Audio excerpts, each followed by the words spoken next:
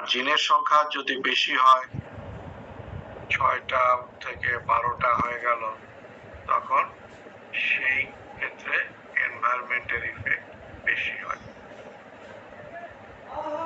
এখন এনভায়রনমেন্টের ইফেক্ট যদি কম হয় তাহলে কি সুবিধাটা? সুবিধাটা হলো যে গাছটা আমার F2 তে খাটো দেখতেছি, F3 তে গিয়ে ওই একই রকমের গাছ আমরা দেখতে পাবো, তার উপরে এনভায়রনমেন্টের প্রভাবটা কম থাকবে। কিন্তু জিনের সংখ্যা যদি বেশি হয়, 6 থেকে 12টা হয়, তাহলে তার উপরে এনভায়রনমেন্টের প্রভাবটা বেশি। এখন যেটিকে আমি F2 তে মনে করলাম যে এটা খাটো গাছ, কিন্তু F3 তে গিয়ে দেখা যাবে এই গাছটি লম্বা হয়ে গেছে। এই কারণেই F2, F3, F4 এই আর্লি জেনারেশন গুলোতে সিম্পল ইনহেরিটেড ক্যারেক্টার বা ট্রেট এর উপরে ভিত্তি করে সিলেকশন করা হয়, এবং যেগুলি হচ্ছে যে সিম্পল ইনহেরিটেড ক্যারেক্টার মানে সেখানে জিনের সংখ্যা কম, জিনের সংখ্যা কম হলে সেটা হাই হেরিটেবল হয়।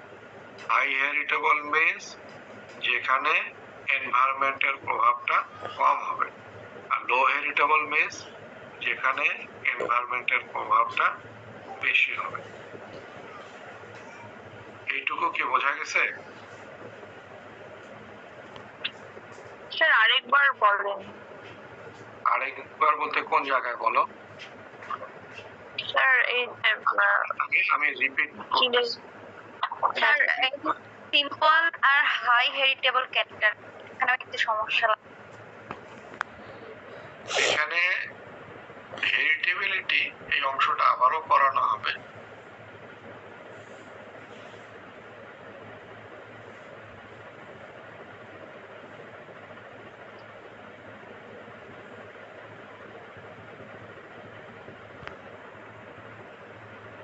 হাই হেরিটেবিলিটি, ঠিক আছে? এখানে এনভায়রনমেন্টের প্রভাবটা হলো কম, আর এর বিপরীতটা কি? লো হেরিটেবিলিটি। এখানে এনভায়রনমেন্টের প্রভাবটা হচ্ছে বেশি। হাই হেরিটেবল হবে কখন? যখন তোমার জিনের সংখ্যাটা থাকবে কম, 2টা 3টা এরকম। আর লো হেরিটেবল কখন হবে? যেখানে জিনের সংখ্যা হবে বেশি, 6টা থেকে 12টা বা তার চেয়েও বেশি হতে পারে। এটা হচ্ছে তোমার লো হেরিটেবল, যেখানে একাধিক জিন যখন কাজ করে তার উপরে এনভায়রনমেন্টের প্রভাবটা বেশি পড়ে। আর যেখানে জিনের সংখ্যাটা কম সেইখানে এনভায়রনমেন্টের প্রভাবটা থাকে কম, সেটিকে আমরা বলছি হাই হেরিটেবল। আমরা কি চাইবো? যে F2 তে যে গাছটাকে আমরা সিলেকশন করছি, এই গাছটা যেন পরবর্তী জেনারেশনে একদম 100% তার মতো না হলেও 80%, 90% যেন তার প্যারেন্টের মতো হয়, এইটুকু তো আমরা আশা করি। আমরা অবশ্যই আশা করি না তার পারফরমেন্সটা বিলো 40% হয়ে যাবে। এখন বিলো 40% হওয়ার সম্ভাবনা কখন থাকবে? যদি তার উপরে এনভায়রনমেন্টের প্রভাবটা বেশি থাকে, সেই ক্ষেত্রে হবে। এইটুকু কি বোঝা গেছে? স্যার একটা কোশ্চেন ছিল স্যার। হ্যাঁ জি বল। স্যার আমরা F2 তে আমরা স্যার কিভাবে বুঝবো স্যার আমাদের যে আমরা প্ল্যান্টটা সিলেকশন করব সেটা হাই হেরিটেবল কিনা বা লো হেরিটেবল কিনা? হ্যাঁ, এটা ভালো কোশ্চেন যে কিভাবে বোঝা যাবে। আসলে ট্রেড গুলো, এই যে প্লান্ট ব্রিডিং এর যে সায়েন্সটা ডেভেলপ করছে বা টেকনোলজি ডেভেলপ করছে, এর পিছনে অনেক সায়েন্টিস্ট কিন্তু কাজ করতেছে, জেনেটিসিস্ট কাজ করতেছে। তারা ওই ট্রেড গুলোকে মার্ক করে রাখছে, এটি হাই হেরিটেজ মানে তার পিছনে কতগুলো জিন কাজ করতেছে বা তার হেরিটেবিলিটি কতটুকু, এগুলি কিন্তু স্টাডি করা আছে। যখন তুমি একটা ক্রপ নিয়ে কাজ করবা, ধান নিয়ে কাজ করো বা গম নিয়ে কাজ করো, কোন কোন ট্রেড গুলো হাই হেরিটেবল, কোন কোন ট্রেড গুলো লো হেরিটেবল, এটা এখন তোমার চ্যাট জিপিটি যদি ব্যবহার করো তাহলে তুমি সার্চ দিয়ে দেখতে পাবা যে এই ক্যারেক্টার গুলো হচ্ছে হাই হেরিটেবল, এই ক্যারেক্টার গুলো হচ্ছে লো হেরিটেবল। এবং অনেক হলো এবং বিল্ডার হওয়ার আগে তোমাকে আসলে টেবিল করে আগাতে হবে। তুমি কোন ট্রেড গুলোকে সিলেকশন করতে চাও, কিভাবে তুমি ইউজটা বাড়াতে চাও, কোন ট্রেডের ইমপ্রুভমেন্ট করতে চাও, এই জাতীয় ব্যাকগ্রাউন্ড ইনফরমেশন পরেই তারপরে মাঠে নামতে হবে। আর তুমি যদি র্যান্ডমলি মাঠে নামো, যদি লাকি হও তাহলে সাকসেস হওয়ার সম্ভাবনা থাকবে, আর যদি লাক ফেভার না করে সেই ক্ষেত্রে কিন্তু খুব ঝুঁকিপূর্ণ, তোমার সাকসেস আসা খুব ঝুঁকিপূর্ণ। কিছুটা বোঝা গেছে? জি স্যার, জি স্যার, বুঝতে পারছি। মানে আমি আমার অভিজ্ঞতা থেকে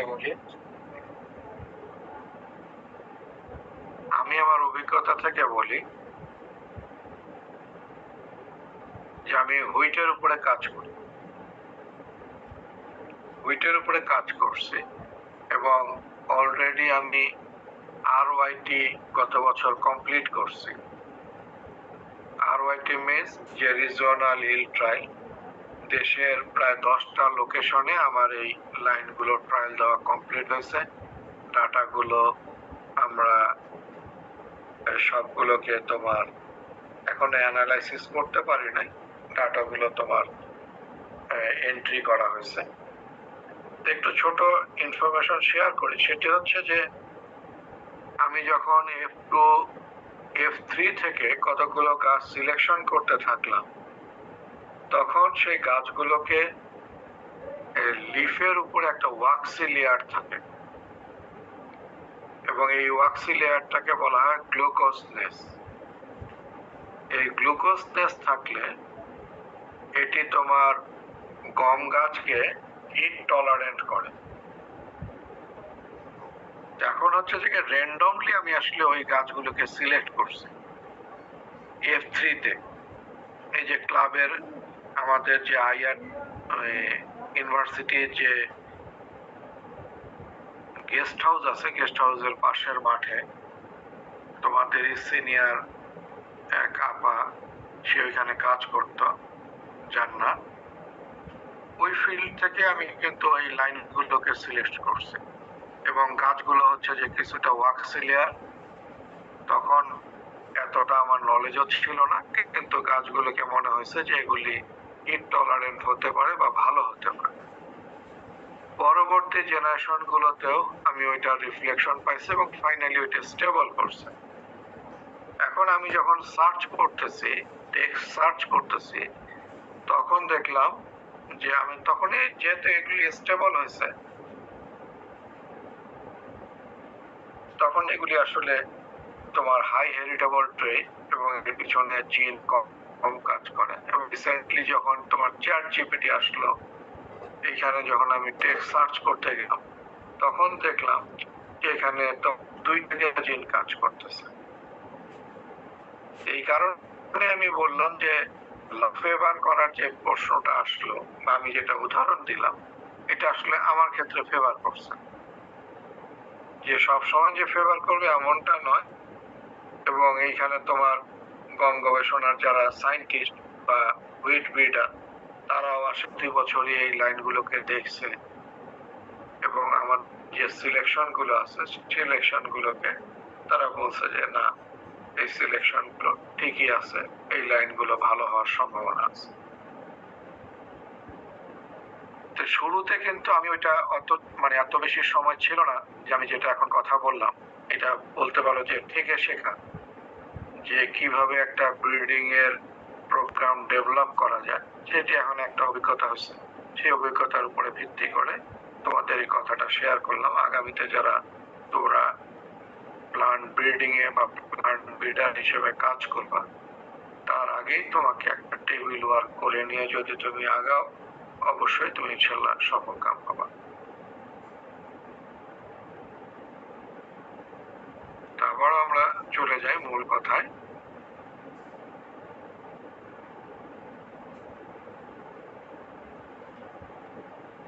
স্ক্রিনটা মনে হয় দেখা যাচ্ছে না। দেখা যাচ্ছে স্যার। যাচ্ছে না, হোয়াইট বোর্ডটা দেখা যাচ্ছে, বাট পেডিগ্রি মেথডেরটা মনে হয় দেখা যাচ্ছে না। জি স্যার। না স্যার। হ্যাঁ, এই যে পেডিগ্রি মেথডের এটা এখন দেখা যাচ্ছে। জি স্যার। দেখা যাচ্ছে। আচ্ছা, এখন আর আরেকটা জিনিস আমরা F2 F3 F4 এ এটার উপরে ভিত্তি করে সিলেকশনটা করি না। কারণটা হচ্ছে যে ইল্ড হচ্ছে একটা কমপ্লেক্স ক্যারেক্টার। কমপ্লেক্স কেন? অনেকগুলো প্রাইমারি ক্যারেক্টারের সমন্বয়ে ইল্ড তৈরি হয়। কিরকম বিষয়? যদি ধানের কথা ধরো, যে পেনিকেল লেন্থ যদি বড় হয় তাহলে আমরা ধরে নিতে পারি যে ফলন বেশি হবে। যদি সেখানে ওই গ্রেইনের সংখ্যা যদি বেশি হয় ফলন বেশি হবে। গ্রেইন ওয়েটের সংখ্যা যদি বেশি হয় ফলন বেশি হবে।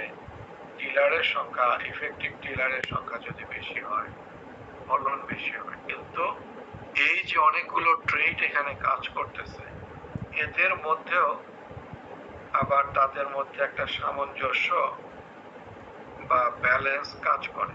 আমরা কিন্তু পেনিকেলটা ইচ্ছা মতো বাড়াতে পারি না। পেনিকেল যদি বাড়ে তাহলে গ্রেইনের সংখ্যা কমে আসে। ইফেক্টিভ টিলারের সংখ্যা যদি বেড়ে যাচ্ছে, দেখা যাচ্ছে যে শীষ কমে আসতেছে। অর্থাৎ একাধিক জিনগুলো এর পিছনে, ইল্ডের পিছনে কাজ করে। একাধিক ট্রেড যেহেতু কাজ করে, সেই জন্য ইল্ডকে বলা হচ্ছে একটা কমপ্লেক্স ট্রেড, এবং ইল্ডকে বলা হয় যে লো হেরিটেবল। অর্থাৎ এনভায়রনমেন্টের পরিবর্তনের সাথে সাথে তারও পরিবর্তন হবে। যদি ফেভারেবল হয় সেটা বাড়তে পারে, আর ফেভারেবল যদি না হয় সেটা কমে যেতে পারে। সেই কারণে F2 F3 F4 এই যে আর্লি জেনারেশন, এই আর্লি জেনারেশনের মধ্যে তোমার ইল্ডটাকে সিলেকশন করা হয়। কারণ হলো ইল্ড কমপ্লেক্স ক্যারেক্টার, লো হেরিটেবল ক্যারেক্টার। সেটাকে যদি আমি তার উপরে ভিত্তি করে সিলেকশন করি, তাহলে পরবর্তী জেনারেশনে যে গাছটা আমি দেখলাম সেই গাছটা আর পরবর্তী জেনারেশন গুলোতে আর দেখা যাবে না বা দৃশ্যমান হবে না। এগুলি হচ্ছে যে একটা ম্যাজিকের মতো আসলে কাজ করে।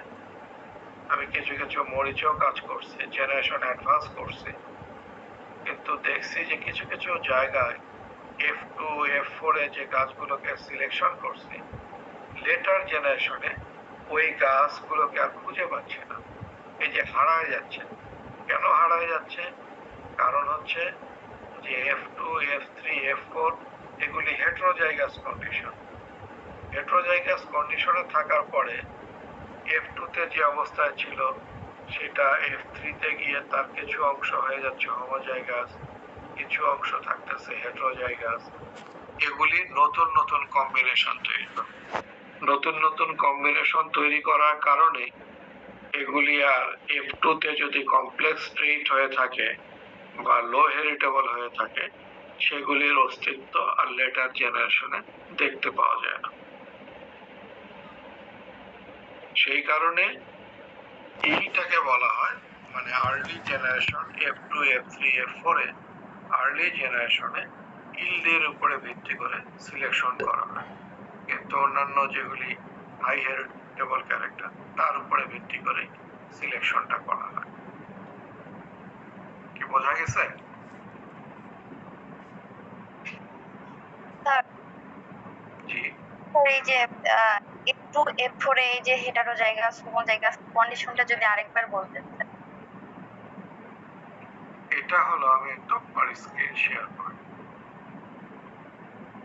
স্যার তার আগে এখানে একটা আমার প্রশ্ন আছে স্যার। হ্যাঁ জি বলো। স্যার আমরা যখন এর আগে গত ক্লাসে বলেছিলেন যে প্যারেন্ট যেটাকে আমরা হোমোজাইগাস নিয়েছিলাম, তো সেক্ষেত্রে পরবর্তীতে এরা আমরা সেলফিং করতেছি স্যার। তো এক্ষেত্রে আবার কি হেটারোজাইগাস হওয়ার পসিবিলিটি আছে? না, আমি বলি যে তোমার দুইটাই প্রশ্নের উত্তর দিচ্ছি তোমাদের।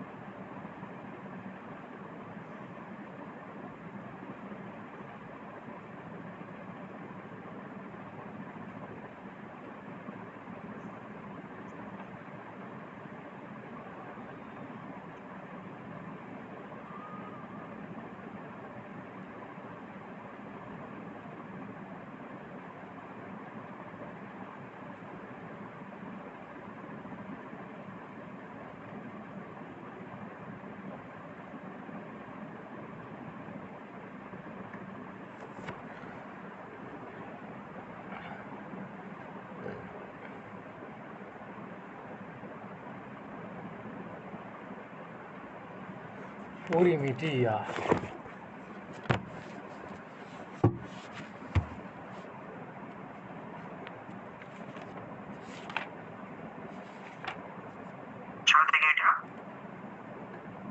তুমি কথা আসতে বলো একটু।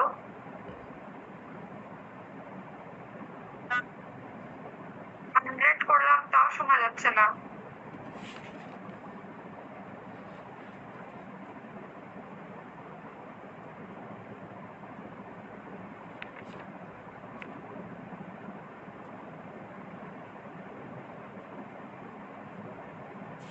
কিন্তু আমি কথা শুনতে পাচ্ছি না রে।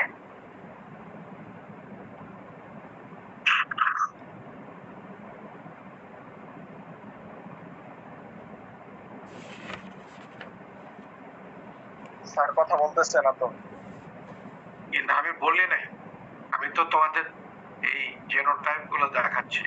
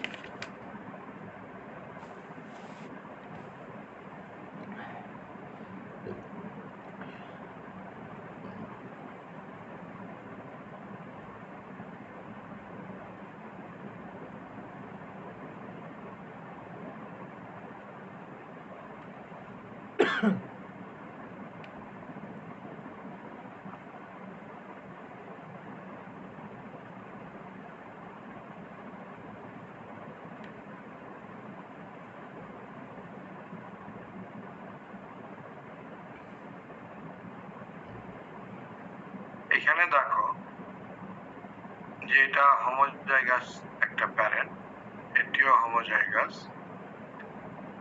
F1 এ গিয়ে এটা সবগুলো হেটেরোজাইগাস হচ্ছে। F2 তে গিয়ে এখানে হোমোজাইগাস হচ্ছে, এটা হোমোজাইগাস হচ্ছে, এটা হেটেরোজাইগাস হচ্ছে, এটাও হেটেরোজাইগাস হবে এবং এটা হোমোজাইগাস হবে। অর্থাৎ সেখানে হোমোজাইগাস এবং হেটেরোজাইগাস দুটোই থাকবে। এবং F2 পরবর্তী পর্যায়গুলোতে তোমার ধীরে ধীরে হোমোজাইগসিটি বাড়তে থাকবে, হেটেরোজাইগসিটি কমতে থাকবে। আমি এখানে দুইটা জিন নিয়ে একটা উদাহরণ দিচ্ছি, কিন্তু জিনের সংখ্যা যখনই বেশি হয়ে যাবে, 3টা বা 4টা, তার মধ্যে অনেক ধরনের কম্বিনেশন তৈরি হবে। অনেক ধরনের কম্বিনেশন হলে F2 তে যে কম্বিনেশনের কারণে ওই ফেনোটাইপটা দেখা যাচ্ছে, এটা একটু ভালোভাবে বোঝার চেষ্টা করো। F2 তে যে কম্বিনেশনের কারণে ওই ফেনোটাইপ তৈরি হয় F3 তে, তখন ওই লোক আছে, আবার কিছু সেলফিং হবে, কিছু হেটেরোজাইগাস হবে, অর্থাৎ ওই কম্বিনেশনটা আর থাকবে না F3 তে গিয়ে। তখনই হবে কি, যেটা তুমি F2 তে দেখছো, নতুন রিকম্বিনেশনের কারণে F3 তে সেটিকে আর তখন আর খুঁজে পাবা না। এইটুকু বোঝা গেছে কিনা? জি স্যার, বুঝতে পারছি। অর্থাৎ এখানে নতুন নতুন, এখানে তো আমি 2টা জিন দিয়ে দেখাচ্ছি, এখানে জিনের সংখ্যা বাড়তে থাকবে এবং অনেক রিকম্বিনেশন তৈরি হবে। মানে স্যার আরো কমপ্লেক্স, আরো অনেক বড় কম্বিনেশন। হ্যাঁ, কম্বিনেশন হবে। এবং তখন তুমি F2 তে যে কম্বিনেশনটা পাচ্ছ, F3 তে গেলে কি হবে, ওই কম্বিনেশনের একটা অংশ হয়ে যাচ্ছে হোমোজাইগাস, আরেকটা থাকতেছে হেটেরোজাইগাস। F2 তে তো আর তুমি ওই কম্বিনেশনটা ফেরত আসতেছে না, যার কারণে F2 তে যে কম্বিনেশনের কারণে ওই ফেনোটাইপটা তৈরি হচ্ছে, F3 তে আবার জিনগুলোর বা অ্যালিলগুলোর ওই নতুন কম্বিনেশনের কারণে ওই ফেনোটাইপটা তো আর অ্যাপিয়ার করবে। এই কারণে F2 তে যার উপরে ভিত্তি করে তুমি সিলেকশন করলা, পরবর্তী জেনারেশনে দেখতেছো যে ওইটা হারায় গেল, এবং হারা যাওয়ার পিছনে এই অ্যালিলগুলোর কম্বিনেশন দায়ী। এটা আরেকটু গভীরভাবে চিন্তা করতে হবে। তুমি নিজে নিজে একটু বোঝার চেষ্টা করবা, যে এর পরবর্তী F3 পর্যন্ত দেখালে ভালো হতো। এখন আসলে ওইটাও আমি প্রস্তুত নই বা প্রস্তুত ছিলাম না যে তোমাদের এই এরপরে হয়তো প্রশ্নটা- 32টা আসবে, তারপরে 64টা আসবে স্যার। হ্যাঁ, ধীরে ধীরে। আমার কাছে তো আসলে ওই স্লাইডটা নাই, আমি দেখি যে নেক্সট ক্লাসে আর একটু ডিটেইলে যদি তোমাদের আগ্রহ থাকে আমি ওইটা দেখাই দেবো। আসলে এই যে কম্বিনেশন গুলো, তার একটা অংশ থাকে হোমোজাইগাস, একটা অংশ থাকে হেটেরোজাইগাস, বা টোটালটাই থাকে হেটেরোজাইগাস, ওইটা কিন্তু পরবর্তী জেনারেশন বা লেটার জেনারেশনে ওই কম্বিনেশনটা থাকে না, বিধায় ওই ফেনোটাইপটাও তৈরি হয়। এটাই হলো মূল বিষয়, যে হারায় যায়, কিভাবে হারায় যায়, কারণ ওই কম্বিনেশনটা নাই।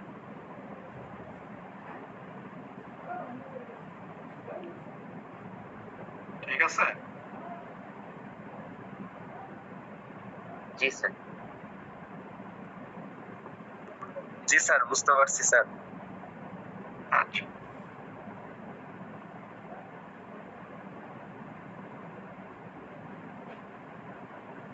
স্যার আমাদের তাহলে মেইন উদ্দেশ্য হচ্ছে আমরা নতুন ক্যারেক্টার সিলেকশন করব যেটা আমাদের জন্য বেনিফিশিয়াল, এবং ওইটাকে হোমোজাইগোসিটির পর্যায়ে নিয়ে যাব, এবং যেন আমরা বারবার রিজেনারেট করতে পারি। স্যার এরকমটাই কি? না, তুমি যখন নতুন ভ্যারাইটি তৈরি করতে যাবা, ভ্যারাইটি তৈরি করতে যাওয়ার আগে তোমাকে প্ল্যান করতে হবে যে তোমার প্যারেন্ট গুলো কি হবে। এই যে এখানে যে P1 এবং P2 যে নেওয়া হচ্ছে, প্যারেন্ট নেওয়া হচ্ছে, প্যারেন্ট সিলেকশন কিন্তু একটা ইম্পর্টেন্ট টাস্ক। কারণ তুমি যে ট্রেইটের ইমপ্রুভমেন্ট করতে চাচ্ছ, যে ক্যারেক্টারের ইমপ্রুভমেন্ট করতে চাচ্ছ, প্যারেন্ট 1 এবং প্যারেন্ট 2 এর মধ্যে ওই ক্যারেক্টার যদি না থাকে, তাহলে তোমার এই কাঙ্ক্ষিত ভ্যারাইটির মধ্যে কি ওই ক্যারেক্টারটা অ্যাপিয়ার করা সম্ভব? না স্যার, ওইটা অবশ্যই করতে হবে। সাধারণভাবে এটা সম্ভব নয়, একদম একেবারে অসম্ভব সেটিও আমি বলবো না, কিন্তু লজিক্যালি এটি সম্ভব নয়। কারণ আমরা তো অবশ্যই একটা টার্গেটের উপরে ভিত্তি করে কাজটা করব। এখন তুমি চাচ্ছ যে ফাইন গ্রেইনের, মানে ধানের একটা ভ্যারাইটি ডেভেলপ করতে, ফাইন গ্রেইন হবে। P1 ও নিলা তুমি কোর্স গ্রেইন বা মোটা চালের ধান, P2 ও নিলে মোটা চালের ধান। তা তুমি কি সেখান থেকে নতুন যে ভ্যারাইটিটা আশা করো, সেটা কি তোমার চিকন চালের ধান পাওয়া সম্ভব? না স্যার। এটি নরমালি সম্ভব নয়, চান্স অনেক কম। চান্স অনেক কম, যদি জিনগুলো তোমার স্টাডি করা থাকে তবে এটা হয়তোবা সম্ভব। আমি একটা জেনারেল একটা উদাহরণ দিলাম, কারণ আমি ইনডেপথ এটা সম্পর্কে জানি না। সেই জেনারেল উদাহরণের উপরে ভিত্তি করে আমি কথাগুলো বললাম। মানে নর্মালি P1 এবং P2 বা প্যারেন্ট 1 প্যারেন্ট 2 আমরা সেই সমস্ত প্যারেন্টকেই সিলেকশন করব যাদের মধ্যে ওই ক্যারেক্টার গুলো আছে। এখন এই যে ক্রস করা হচ্ছে, ক্রস করে যে ভ্যারাইটি ডেভেলপমেন্ট করা হচ্ছে, এইখানে দুটো পদ্ধতি ফলো করা। একটা হলো যে কম্বিনেশন করা। P1 এর কিছু ভালো বৈশিষ্ট্য আছে বা প্যারেন্ট 1 এর কিছু ভালো বৈশিষ্ট্য আছে, ভালো আছে। P2 এর কিছু ভালো বৈশিষ্ট্য আছে। এই দুই বৈশিষ্ট্যকে আমরা একটা ভ্যারাইটির মধ্যে আনবো বা একটা প্ল্যান্টের মধ্যে আনবো। এটিকে বলা হচ্ছে যে কম্বিনেশন ব্রিডিং। বোঝা গেছে? কম্বিনেশন করা। ধরো যে BR29 তার মধ্যে যে ভালো বৈশিষ্ট্যগুলো আছে, আবার বিরি ধান 49 ওর মধ্যে যে ভালো বৈশিষ্ট্যগুলো আছে, এই ভালো ভালো বৈশিষ্ট্যগুলো আমি একটা ভ্যারাইটির মধ্যে নিয়ে আসতে চাই বা একটা প্লান্টের মধ্যে নিয়ে আসতে চাই। এটিকেই বলা হচ্ছে যে কম্বিনেশন ব্রিডিং, কম্বিনেশন করা। তাহলে তুমি F2 তে কি করবা? F2 তে তোমাকে সিলেক্ট করতে হবে যে P1 এরও বৈশিষ্ট্য আছে, P2 এরও বৈশিষ্ট্য আছে। এই গাছগুলোকে তখন তুমি সিলেকশন করতে চাও। বোঝা গেছে?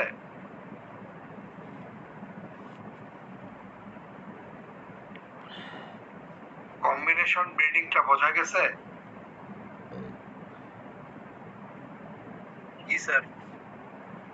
আচ্ছা। আর আরেকটা ব্রিডিং বলা হয় যে ট্রান্সগ্রেসিভ ব্রিডিং। ট্রান্সগ্রেসিভ ব্রিডিং কোনটা? সেটি হচ্ছে যে প্যারেন্ট 1 এর ফলন হলো 4 টন, প্যারেন্ট 2 এর ফলন হলো 5 টন। আমাদের টার্গেট হচ্ছে নতুন যে ভ্যারাইটি হবে এই ভ্যারাইটিটার ফলন যাতে 6 টন হয়। প্যারেন্ট 1 4 টন, প্যারেন্ট 2 5 টন, কিন্তু টার্গেট যে ভ্যারাইটি সেই টার্গেট ভ্যারাইটি হবে 6 টনের। এটা কিভাবে সম্ভব? সম্ভব তখনই এই যে জিনগুলো যে রিকম্বিনেশন করতেছে, রিকম্বিনেশন করে সেখান থেকে এমন একটা জেনোটাইপ তৈরি হবে, সেই জেনোটাইপটা ফলন 6 টনের মতো হবে। অর্থাৎ ট্রেডগুলোর আমরা কম্বিনেশন করতে থাকবো। এই কম্বিনেশন করেই সেখান থেকে 6 টনের ফলন সম্পন্ন ভ্যারাইটিগুলো আমরা ডেভেলপ করতে পারবো। কি বোঝা গেছে?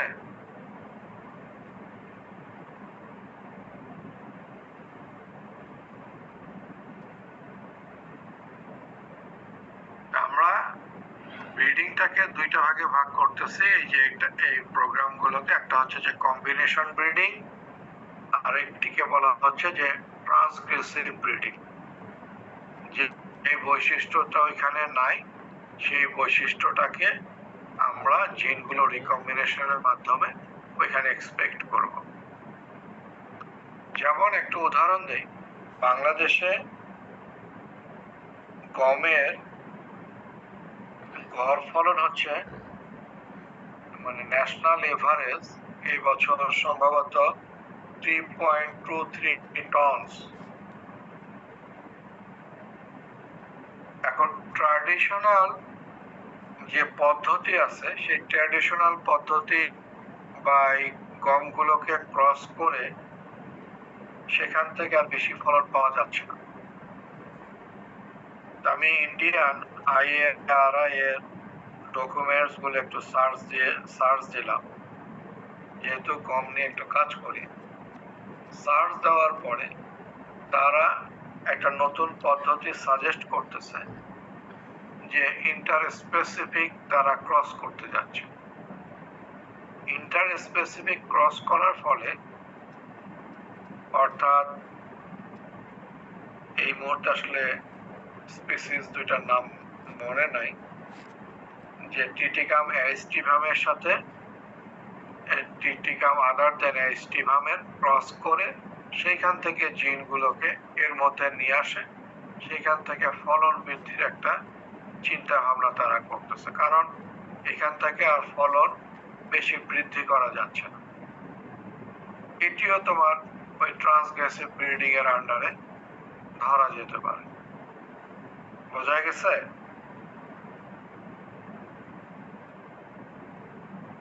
ট্রান্সফারেন্সিভ ব্রিডিং এর যে উদাহরণটা দিছিলেন স্যার, যদি আরেকবার ওই উদাহরণটা দিতেন।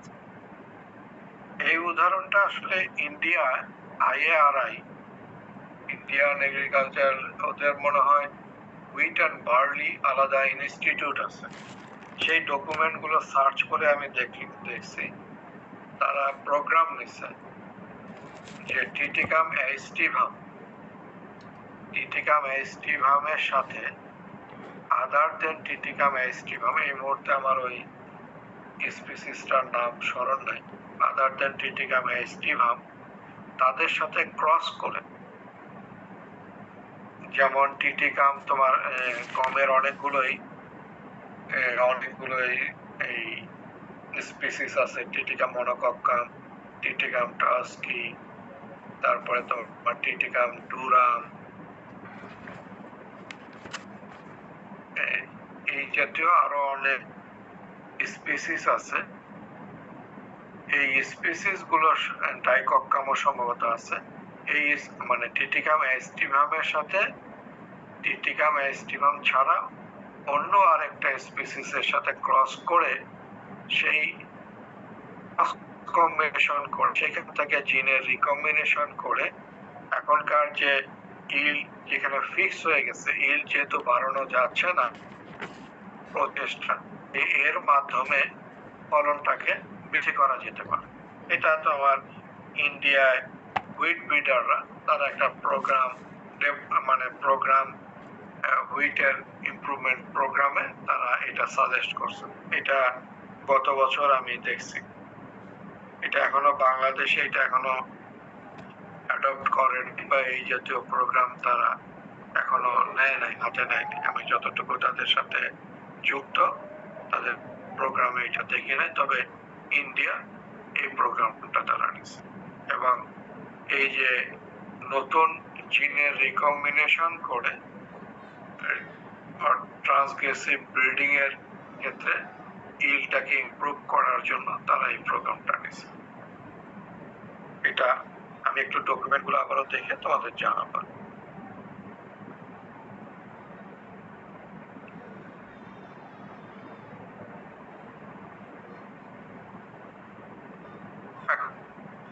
এখন আমরা দেখি জিনিস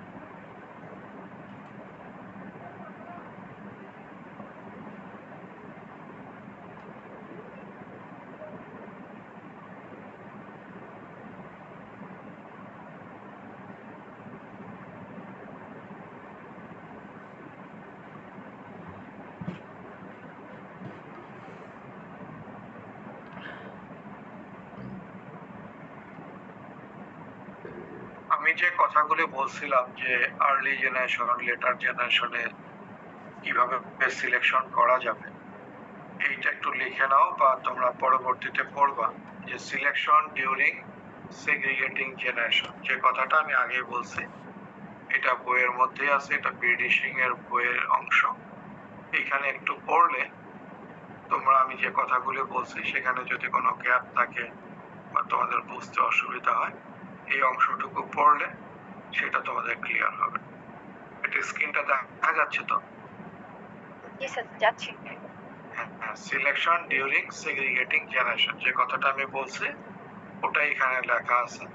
যারা একটু কম বুঝতে পারছো বা এখনো বুঝতে পারো না, এই অংশটা পড়িয়ে আমার কথার সাথে দেখবা যে মিল আছে, বা সেটা আরো একটু পরিষ্কার হয়ে যাবে তোমার।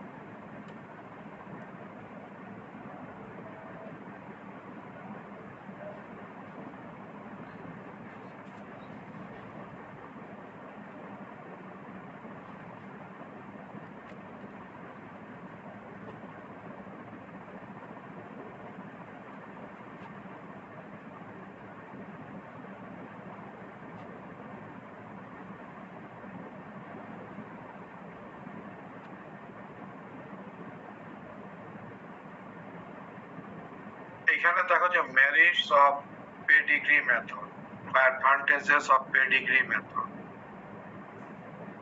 যে কথাটা আমি প্রথমে বলছি যে এই মেথডটা এখানে দেখো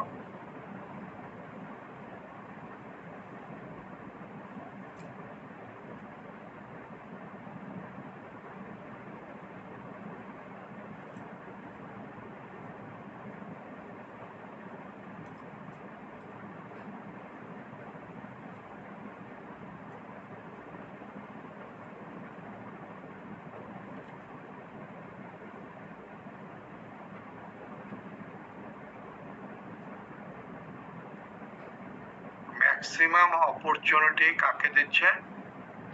ব্রিডারকে দিচ্ছে তার স্কিল দেখানোর জন্য।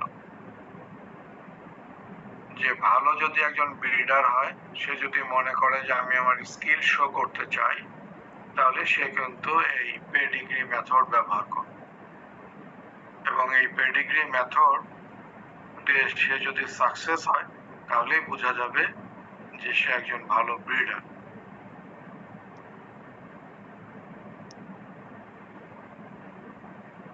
এবং পেডিগ্রি মেথড কার ইমপ্রুভমেন্টের জন্য ভালো? যেগুলি হচ্ছে যে সহজে আইডেন্টিফাই করা যায় এবং সিম্পল ইনহেরিটেড ট্রেট গুলোর ইমপ্রুভমেন্টের জন্য এই পেডিগ্রি মেথড ভালো। এই যে ট্রান্সগ্রেসিভ সেগ্রিগেশন বা ট্রান্সগ্রেসিভ ব্রিডিং এর কথা বললাম, for yield and other character ইমপ্রুভমেন্টের জন্য এই পেডিগ্রি মেথড ভালো। এই পদ্ধতিটা takes less time then bulk method. Bulk method পরবর্তীতে আমরা দেখব, বাল্ক মেথডের চেয়ে এই পদ্ধতিটা তো আর কম সময় লাগে।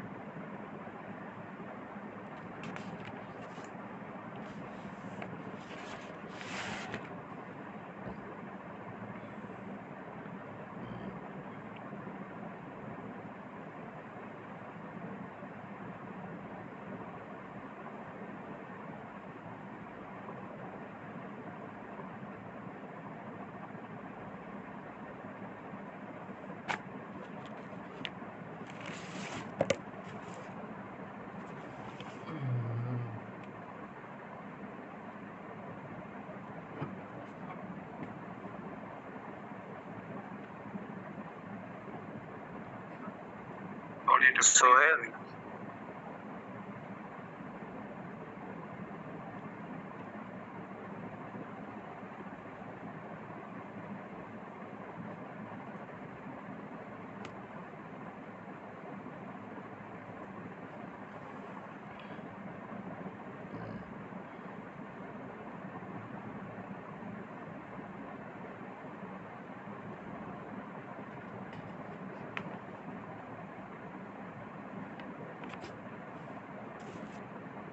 এই যে পেডিগ্রি রেকর্ডের কথা বললাম, এই রেকর্ড থেকে ব্রিডাররা ইনহেরিটেন্সের কোন একটা ট্রেটের ইনহেরিটেন্সের ইনফরমেশন গুলো পেয়ে থাকে।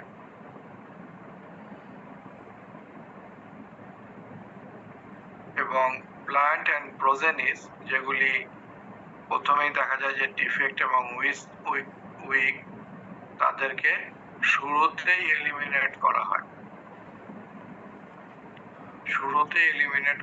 ফলে কি হয়? Save resources and time build. অসুবিধা কি? মেইনটেনেন্স করা, পেডিগ্রি রেকর্ড রাখার জন্য অনেক সময় লাগে, লেবার লাগে। selection among and within large number of progenies in every generation is laborious and time consuming. অর্থাৎ প্রত্যেকটা জেনারেশনে তোমাকে প্রচুর পরিমাণ গাছ সিলেক্ট করতে হবে, আলাদা করে বীজকে সংগ্রহ করতে হবে, এজন্য অনেক সময় লাগে। Success of method largely depend on skill of the breeder. ব্রিডারের স্কিলের উপরে এই পদ্ধতির সাকসেস নির্ভর করতেছে। Selection for yield in F2 and F3 is ineffective. কারণ আমি আগে তো লো এবং yield, সেই জন্য তুমি যদি F2 F3 জেনারেশনে yield সিলেকশন করতে চাও, এটা অ্যাক্টিভ হবে না।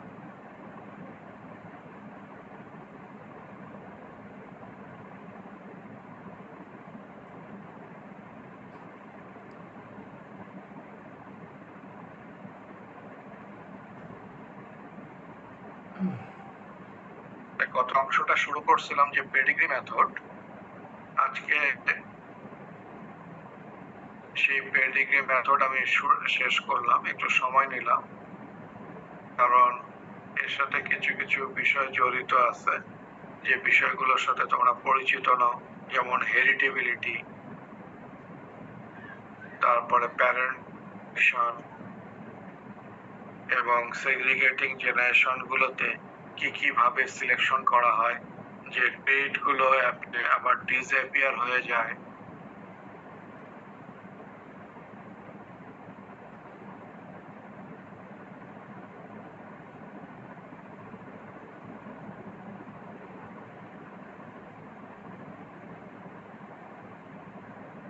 এই বিষয়গুলো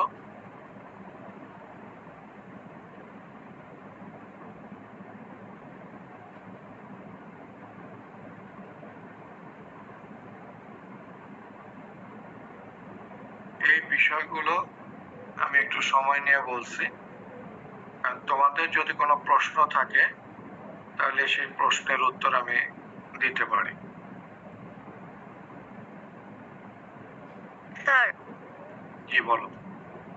স্যার এই ভ্যারাইটি রিলিজের জন্য তো পেডিগ্রি মেথডটা, তাই না? কিন্তু স্যার এটা তো অনেক টাইম কনজিউমিং স্যার, অনেক সময় লাগছে, আবার একটা স্কিলেরও ব্যাপার আছে, ফেইলও হতে পারে।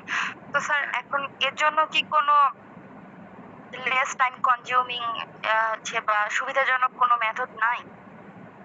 হ্যাঁ আছে, আমরা সামনে ওইটা দেখবো, আমরা দেখবো। যেমন আমি যেহেতু গম নিয়ে কাজ করি, সরি বলো। করোনা জিবিবিতে একটা টার্ম পড়ছিলাম স্যার, হচ্ছে ডাইহ্যাপ্লোডাইজেশন মেবি এরকম। হ্যাঁ, এটা কি স্যার রিলেটেড এটার সাথে? এইটার সাথে রিলেটেড না, সেটা হলো যে তোমার ভ্যারাইটি ডেভেলপমেন্টের জন্য ওইটা একটা পদ্ধতি। তোমার টার্মটা হচ্ছে যে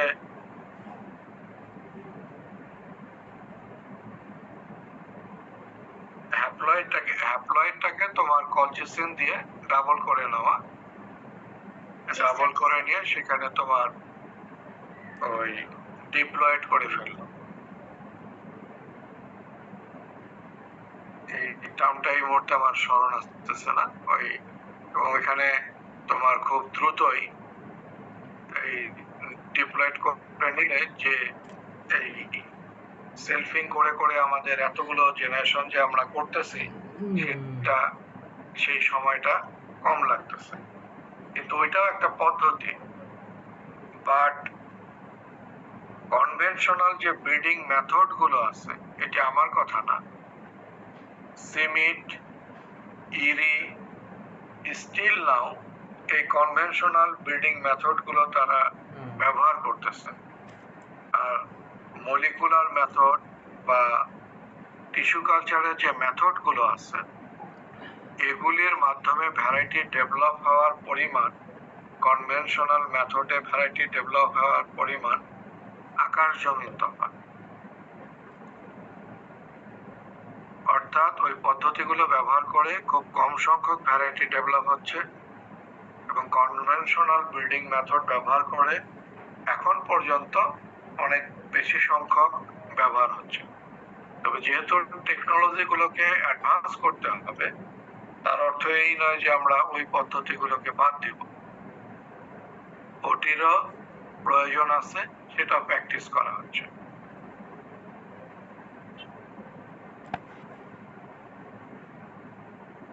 বোঝা গেছে? জি স্যার, বুঝতে পারছি। আর তুমি যেটা বলতেছিলা যে এত বছর সময় লাগে, এখন এতটুকু ধৈর্য থাকবে কিনা। আমি গমের কাজটা শুরু করছিলাম 2012-তে। 2012-তে যখন শুরু করি, আমি কখনোই ভাবি নাই যে এটা 2024 লাগবে বা কিছু অন্য কিছু। আসলে আমার সুপারভাইজার, মানে পিএইচডি এর সুপারভাইজার প্রফেসর লুৎফর রহমান, উনি আমাকে একটু পুশ ব্যাক করছে। উনি বলছে যে তুমি এটা নিয়ে কাজ শুরু করো, এইভাবে এইভাবে করো, এইভাবে। ওইটা নিয়ে উনি কাজ শুরু করছে। শুরুতে এসিআই থেকে ফান্ডও দিছে, কাজ শুরু করছে। কাজ শুরুর পরবর্তী পর্যায়ে কিছু ফান্ড বন্ধ হয়ে গেছে, কিন্তু যখন তুমি একটা কাজের মধ্যে ঢুকে যাবা, তখন তোমার ওই কাজের প্রতি একটা আগ্রহ তৈরি হয়ে যাবে। এবং যখন নতুন নতুন জিনিসগুলো দেখবা, এগুলি আসলে নতুন ভাবে তোমাকে আগ্রহের সৃষ্টি করবে। এবং 2012 থেকে এই যে দেখো যে 2024 অলরেডি, এবং এগুলি আমরা মনে করতেছি যে 3টা অ্যাডভান্স লাইন, এগুলি ওই ভ্যারাইটি হিসাবে, হিট টলারেন্ট ভ্যারাইটি হিসাবে এগুলি সফল হবে ইনশাল্লাহ। এরকমটাই আমাদের ধারণা। গম গবেষণার সাথে আমাদের অফিসিয়াল কোঅপারেশন না থাকলেও তারা প্রতি বছর আসছে, দেখছে। এগুলি আসলে ব্রিডিং এর কাজগুলো খুব ধৈর্যের কাজ, কিন্তু তুমি যখন থাকবা, লেগে থাকবা, তখন দেখবা যে ওই একটা আগ্রহ তৈরি হয়ে যায়। যারা গাছ ভালোবাসে, দেখবা যে ওই গাছের প্রতি একটা মমতা চলে আসে, এবং ওই গাছের প্রতি ভালো লাগাই তোমাকে এদিকে টেনে নিয়ে যাবে। আমি যাই নাই কখনো থাইল্যান্ড, আমার বন্ধুরা বা প্রাইভেট কোম্পানির কলিগরা সেখানে গেছে, চিয়াতাই। এবং সেখানে একজন প্ল্যান্ট ব্রিডার মেয়ে,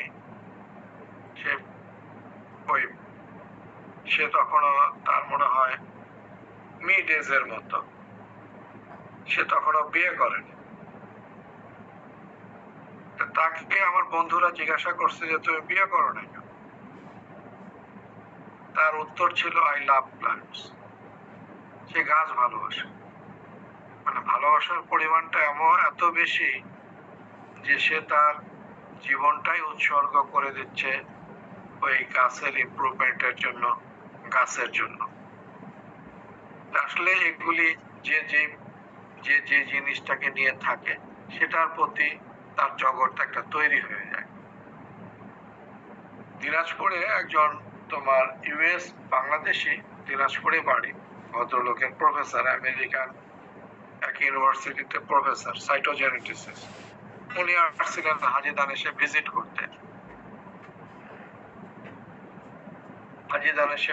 করতে। তা আমার সঙ্গে কথা হচ্ছিল। তো ওনাকে মানে ইউনিভার্সিটি ঘোরানোর দায়িত্বটা আমাকে দিছিল।